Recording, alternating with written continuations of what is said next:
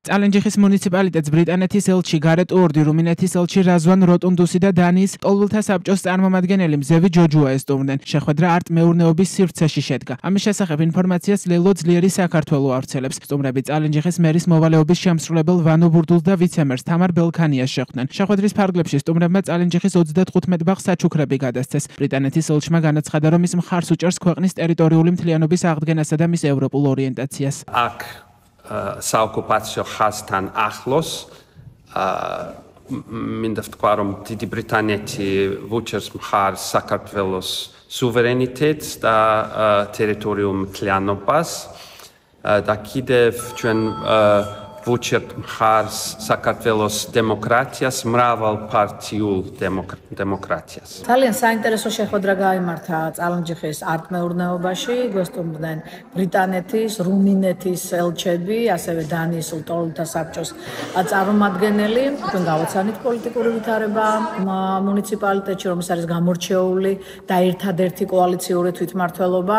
საგულისხმოა ის აქცენტი, რომელიც გააკეთა ორივე ევროპული სახელმწიფოს ელჩმა, თქვეს, რომ წალენჯიხაში საოკუპაციო გამყოფ ხაზი ისინი მხარს უჭერენ ქვეყნის ტერიტორიულ მთლიანობას, ეს ბრიტანეთის ელჩმა განაცხადა, ხოლო რუმინეთის ელჩმა თქვა, რომ მათთვის მნიშვნელოვანია ქვეყნის ტერიტორიული მთლიანობა აფხაზეთის და ცხინვალის მხარესთან ერთად. ჩვენ ვისაუბრეთ დღეს საქართველოში არსებულ პოლიტიკურ ვითარებაზე და მათ მკაფიოდ დააფიქსირეს ის, რომ მათი მხარდაჭერა არის მრავალპარტიული დემოკრატიის მიმართ.